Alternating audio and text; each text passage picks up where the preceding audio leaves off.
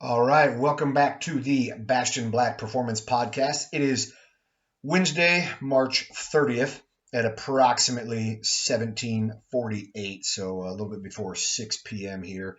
So probably a pretty short one today. There's not been a lot of large scale things to talk about as far as talking about the Russian operations in Ukraine. There is one major development, which will actually be pretty short to kind of discuss. So we'll get into that. So as we talked about last week, the Ukrainians had launched multiple operational level local counteroffensives around Kiev, and then we said there's another one in Horlivka in the east in the Donetsk Oblast.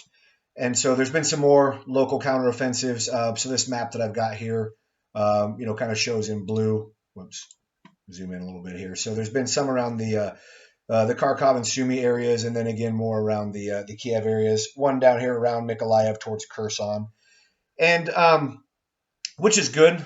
Like I kind of talked about before. One of the things the Ukrainians appear to have done a good job of, aside from just destroying and capturing and otherwise damaging a lot of Russian equipment and things like that, is keeping enough mobility for themselves, operationally speaking, to be able to launch some counteroffensive. So again, like we talked about, what I kind of use to describe operationally, which isn't the really dictionary definition, what I think makes it kind of easier to understand is, for me, operationally is tactics, but at the corps level and above. So a corps is multiple divisions. So you're talking about probably the bare minimum of a corps would probably be 10,000 soldiers, 10,000 men. And so what that means when we talk operationally is that operations bring into it includes a lot of thoughts about space and, what's a better word, accessibility, i.e. it's not just like, hey, how can I punch the guy with my left while I block with my right, things like that. It's okay, if I have these armored brigades, these armored divisions, how can I fit them into a particular campaign, a particular area that I want to operate, and then get them into action, versus just strictly the tactical idea of like, oh, hey, I've got 4 divisions, they have 2, let's ram them against each other and see who comes out on top, kind of thing. So the biggest development, and obviously this is a very big development, is that Russia has pulled back a fair amount of troops from the Kiev region. And, it appears that they are, they're kind of withdrawing themselves from the Kiev campaign, at least in total numbers. Now, it also appears that they are going to redeploy these troops essentially to one of their other axes, excuse me, one of the other axes of advance, which I think would make the most sense. So we'll kind of take a real quick look at our map here, just so we kind of get an association, and we'll flash over to like our Google Earth, like our actual just plain map. So as we said, so Kiev here, not really fully surrounded at any time, but it was, reasonably well surrounded. And then, obviously the Russians came down from, there's a town up here called Gomel. So it came down through Cherniev, used the Cherniev highways, and then came across through Sumy. So there's basically, you can kind of see these 2 little legs here, and we'll kind of we'll flash that in a second. So there's 2 highways that kind of go through the area there. So one goes through a city called Nazin, and the other one goes through, I forget the name of the town. Let me pop down and zoom in a little bit here.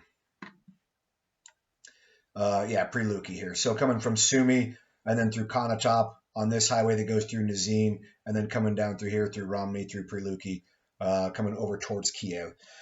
So then, as we said, so Gomel right here is a pretty big, confluence, a pretty big, hub of roads within Belarus itself.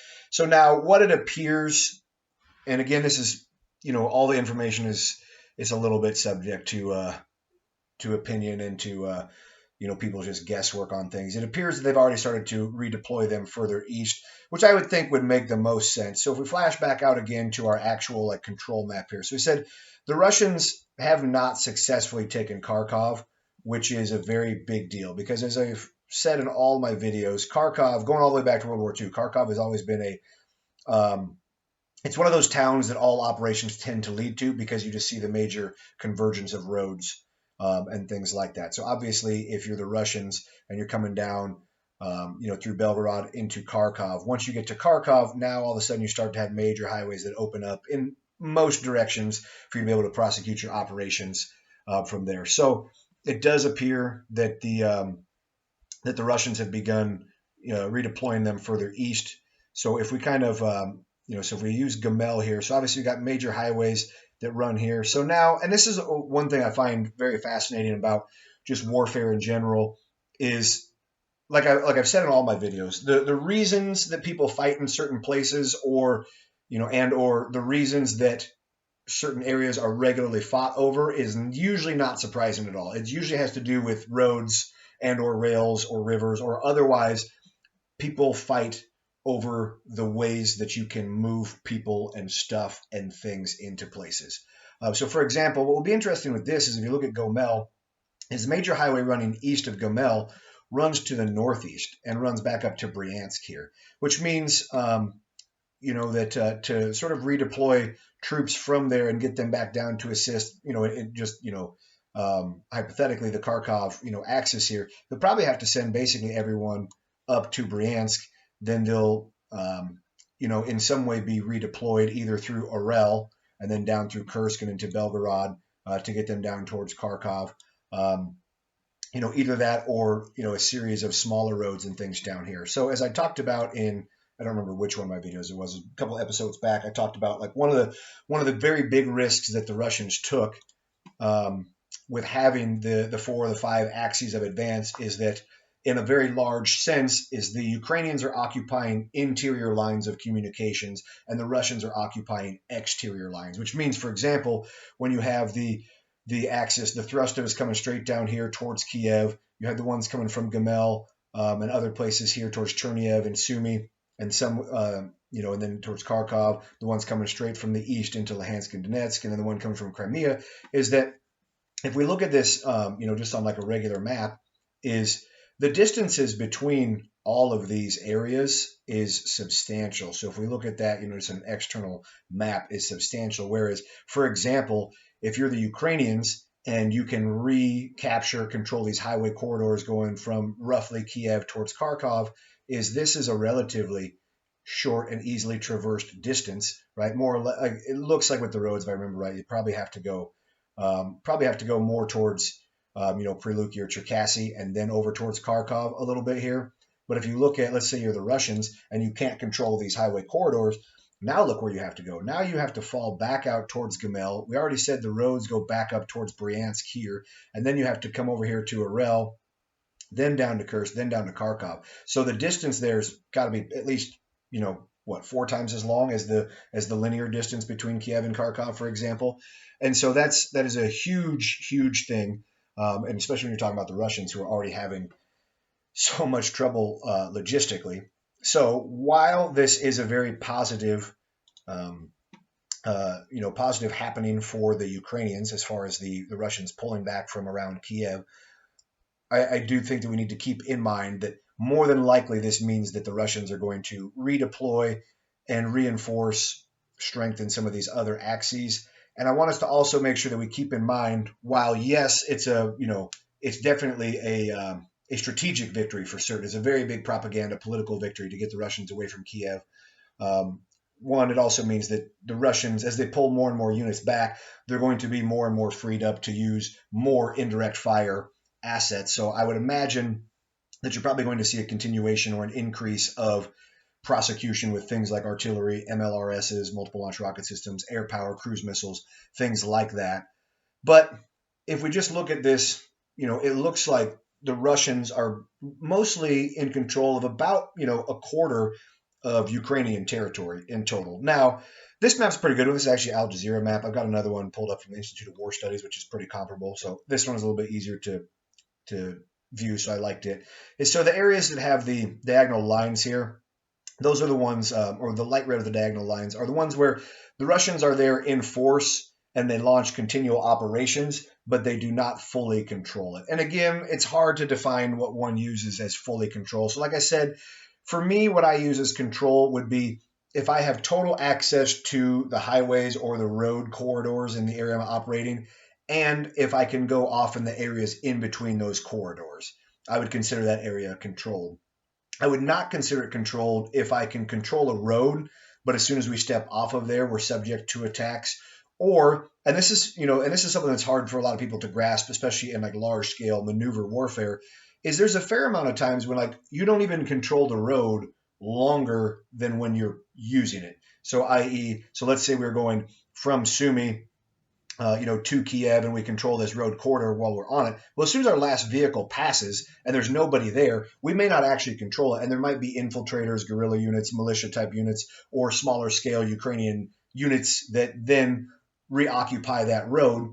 But if they do not have the capabilities to set up a substantial roadblock, or they don't have major anti-tank weapons to stop us, it means that we could prosecute an operation, we could get back on the road, drive back through it again, basically reclaim it on the way. And so, again, I would consider that, not controlled, but also that would be a fairly kind of, standard condition for an area to be in during operations. I mean, that was very much like what America, the kind of situation we were in when we sent tanks up to do what they call the so-called Thunder Run up into Baghdad in 2003, was we did not, technically speaking, control the entire road, going from like, Nasiriyah across the bridges up to Baghdad, but there was nobody with enough firepower to stop the tanks from going up there. So the tanks went up there. Yeah, there's definitely infiltrators that came back across the road, but as soon as anyone wanted to either come back or to continue up there, they didn't have the force necessary to stop that, so it didn't actually matter. So, like I said, what I want us to keep in mind with these areas of control is that, again, and we don't know, we're all just kind of guessing, some of the educated guesses about what the Russians' actual end game is here. I mean, I think initially their end game was certainly to change the political leadership in Ukraine, get someone who was very pro-Russia, and basically, then get Ukraine back under the wing as sort of a satellite state or essentially a protectorate state kind of Russia. But with them being in control of the areas that they are, so let's just assume, and again, I don't have anything to back this up, but let's just assume, for example, that the territory that this map represents, the Russians are fully in control and it stays that way. So a couple things that we could talk about is one, so if we look at, we'll patch back to a Google map here. So if we look at how the border of Belarus and Ukraine sits and the border of Ukraine and Russia here is, so as we saw, the Russians are still roughly in control of this Sumy to Chernihiv area here. So let's put a pin here.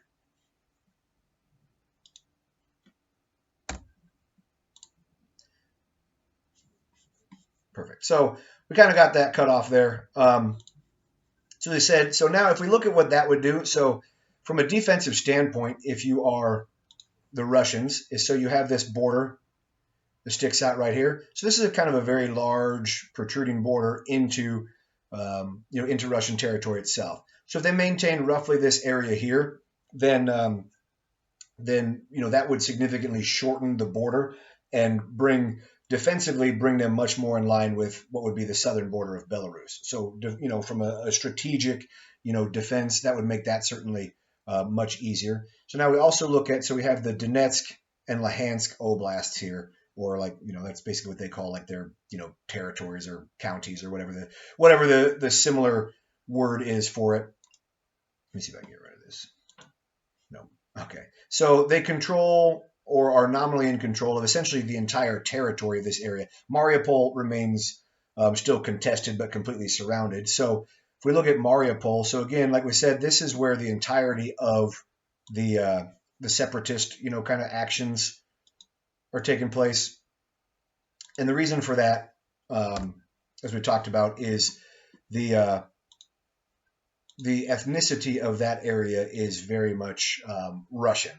So the separatists are basically trying to, essentially withdraw themselves or withdraw this territory from Ukraine and then come under the umbrella of the Russians because they are ethnically Russian, even though they fall within the, country of Ukraine's borders.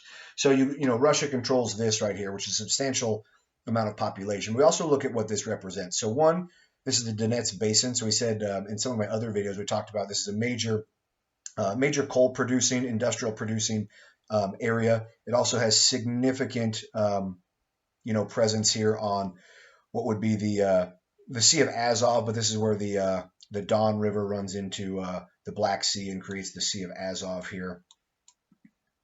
Yeah. And so very industrialized area.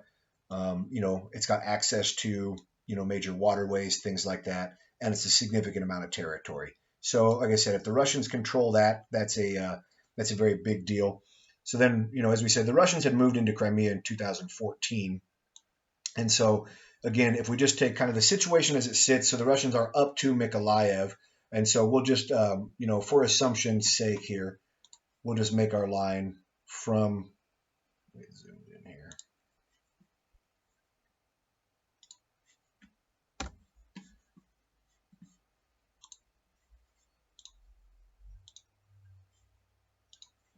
There we go. So if we just look at kind of the situation as it would sit right now. So one, that represents a significant amount of Ukrainian territory. Because remember, up until 2014, the Crimea was Ukrainian as well. And the Russians basically had leases on Sevastopol and other such naval facilities, in the Crimean here. And so they'd lost in the span of that time, the Crimea. And then now currently Russia is, in control, whether totally or more or less completely in control of Donetsk and Luhansk areas here. And they are still in control of these areas north of Chernihiv and Sumy. So one, if we look at like just how much territory that is, that's a ton of territory. It also means that the pro-Russia, the majorly Russian ethnic areas of Ukraine would be separated, and whether they be, whether they get amalgamated into Russia proper. Again, we're kind of just playing the hypothetical game here, but so then just the territory loss there, but also the strengthening of Russian position there, and then a massive population loss with areas like that. But then you look at you take Ukraine itself. So obviously, so as the borders get smaller, or rather as the borders get closer and closer together, you lose operational maneuverability, in any sort of future conflicts. The loss of Crimea, and let's say, again, they don't, but let's say the Russians are also able to fully expand out of Mykolaiv and over here towards Odessa region, severing this off. So they would more or less sever off the, whoops, apparently I didn't do that well. They would more or less sever off the entire access of Ukraine to the Black Sea. And so obviously the Black Sea is, a very major thing. So the Black Sea has access through the Bosphorus here in Turkey, to the Aegean and then to the Mediterranean, and obviously from the Mediterranean to the rest of the world. So obviously it's that's why the Russians have always had their naval assets in Crimea, is so that they actually have a warm water port with access to the oceans proper, the international seas and things like that. So if Ukraine were to lose those, that would be a substantial blow. Again, they do not control all the way over to Odessa, so that doesn't exist currently. But it's one of those things. I just wanted to kind of keep that in mind before we get too happy. The people who are very pro-Ukraine, before they get too happy that the Russians are pulling back from Kiev and redeploying or whatever, is if the situation just ended as it sits right now, Ukraine stands to have 25% of their territory, including a lot of their industrial and mineral base, taken away from them on that. So that would be a very big deal, which would mean that if you're playing the long game, and Vladimir Putin has always been playing the long game, is now if you push this conflict 2 or 3 or 5 years down the road, is Ukraine, while they're probably going to look better in the world's eyes, they're going to be in a much weakened position with the loss of, one, the people, the personnel, the industry and the economic things from that. Obviously, the access to raw materials like the coal and things like that in the Donetsk basin, and then obviously strategically from the lack of access to the Crimean Peninsula itself. So that would be a very big deal if that stayed. So now, kind of talking about what the Russians may do or what could happen from their redeployment. So again, there's not any real good information available as to how many troops the Russians have committed to each of the 4 or 5 axes, kind of depending on how you sort of figure that up. So it was kind of assumed that a substantial amount of the units, the majority, were committed to the northern sort of thrust here. So the ones that came through the Chernihiv and Sumy area, and then the ones that came straight down from Belarus towards Kiev. So with them redeploying that, one, obviously they've had a lot of equipment destroyed, damaged, a lot of personnel losses and things like that. But it also means that if they're pulling that many troops away, that they do have a lot of troops to, to sort of reinforce other areas.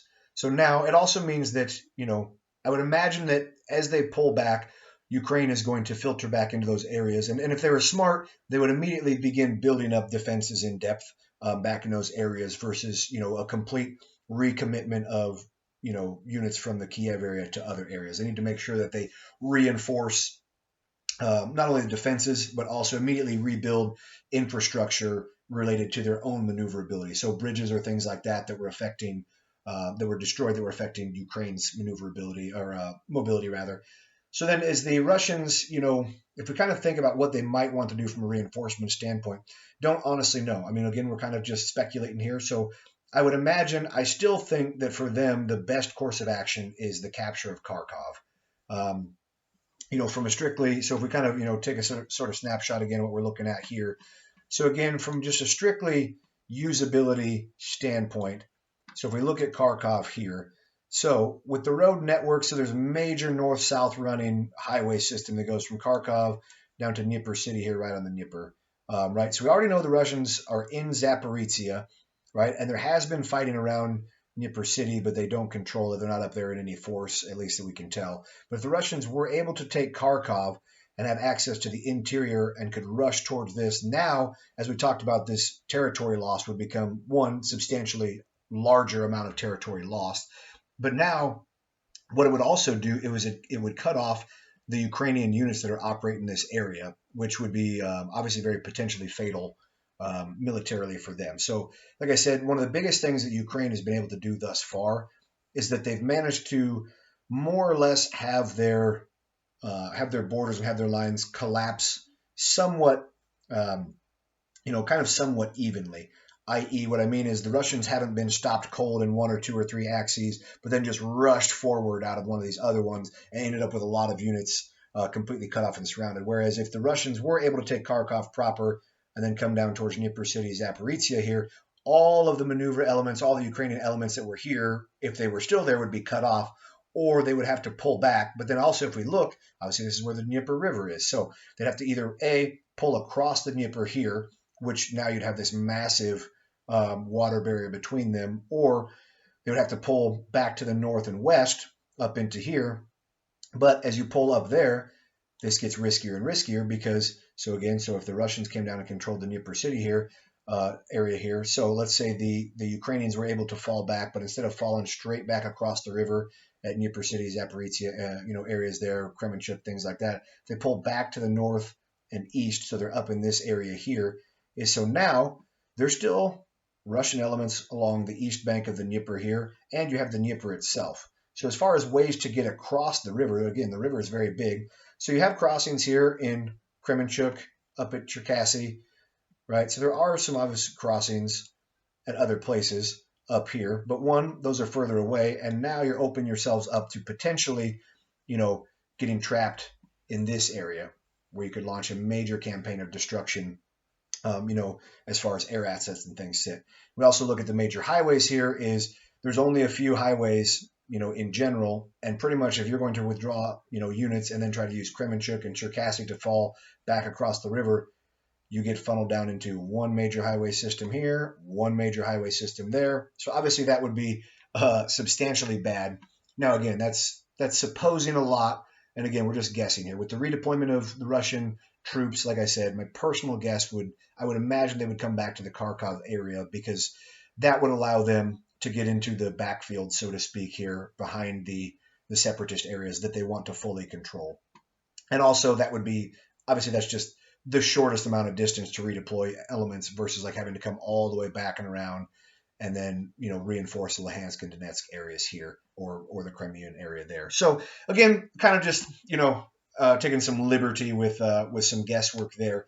But so the next couple of days, I think we'll kind of tell the tale a lot on that. There's a lot of videos and things out of Russian equipment in Belarus and moving and things like that. It does appear that the withdrawal is a little chaotic, which I mean, it's to be expected. The Russians don't appear particularly good in any way at prosecuting these large scale operations because they just don't have any real experience doing it in the last shit. I mean, 30, 40 years at least. I mean, they've done operations in Chechnya, in Georgia, and South Ossetia, but relatively speaking, those are very small places. And then, if you're talking about, you know, talking about the Caucasus, for example, so Georgia here, I'm on down. So if we're talking about Georgia here, and then South Ossetia is kind of this, it's kind of this area up here, and so there we go. So as we see that, so it's just a very small country in general compared to Ukraine. So Georgia here compared to Ukraine, Georgia is probably a tenth the size of Ukraine. So obviously those operations didn't require near as much, in terms of what the Ukrainian operation is requiring from them. Now, there also has been some videos of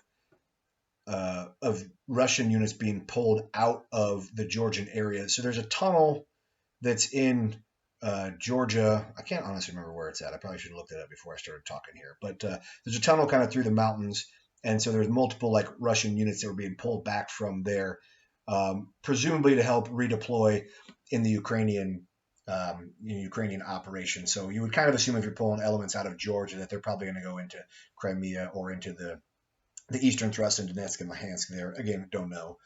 But so like I said, there'll be something good to keep an eye on there, what they actually do. So while there's going to be a lot of cheering and a lot of things on the Ukrainian side, and in a lot of ways justifiably, I do want us to make sure that we keep in mind that the Russians still do control, basically 25% of Ukrainian territory. So if everything were to stop today, Russia is still, they're geographically in a stronger position. As far as they've taken an absolutely catastrophic hit to their prestige. Nobody thinks of the Russians now in the way that they did a month ago at all. And so they've taken probably an irreparable hit to their prestige, which in a way could make them even more unpredictable, because that's something that Russia has always kind of had, which is, they're always a little bit crazy. They have tons, humongous amounts of actual military equipment, tens of thousands of tanks and things like that, whether they're of the quality that Western tanks are or not, which they're not, but the numbers are massively, more in their favor. And so they've always kind of been that, for lack of a better comparison, that boxer who won a really big fight a long time ago and who looks the part. You see him hit the heavy bag, you're like, damn, that guy looks good. He looks in shape. He's got abs or whatever, but he just hasn't fought anybody in a really long time. And then he finally does, and you're like, well, damn, I don't know. This guy doesn't seem to be very good at boxing. I don't know what's going on.